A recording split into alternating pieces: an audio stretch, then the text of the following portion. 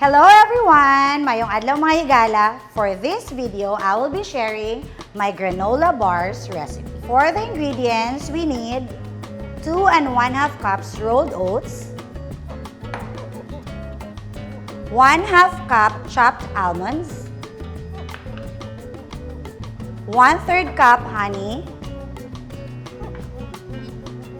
1/4 cup melted butter, 1/4 cup brown sugar, a teaspoon of vanilla extract, a pinch of salt, 1/2 cup raisins, 1/2 cup dates, or you can use prunes, and then 1/4 cup of Barrel's chocolate chips. So first, bake muna natin si rolled oats and yung chopped almonds for about 10 to 15 minutes. Lagay natin here sa tray. Then, if you don't have rolled oats, you can always use the instant oats. Scatter mo lang para mas mabilis mabake. Then, bake.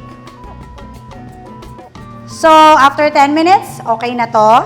You get a bigger bowl, tapos lagay natin here. Mix natin yung rest ng ingredients. So, the melted butter, yung honey, then the brown sugar, salt, tapos vanilla extract. Then, add na natin si chocolate chips, dates, tsaka yung raisins.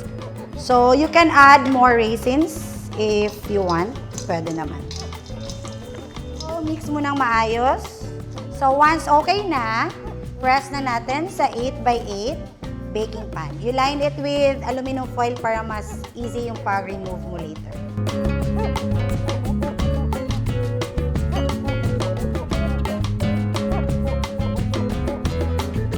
Then, press mo to ng maayos para later, pag slice natin, buo siya or hindi siya maghiwa-hiwalay.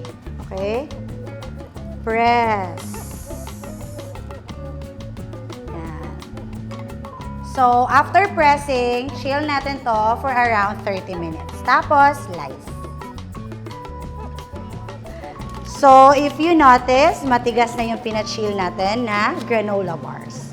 Let's slice it.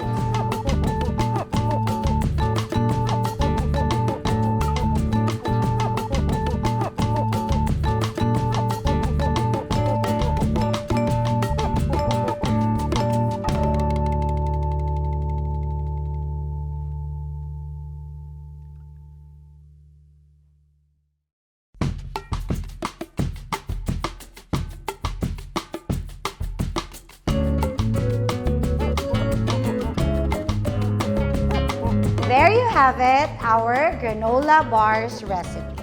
Again, for the ingredients, don't forget to visit Sweet House Baking Store here in Cagayan de Oro, Balingasag, or in Puerto Princesa, Palawan.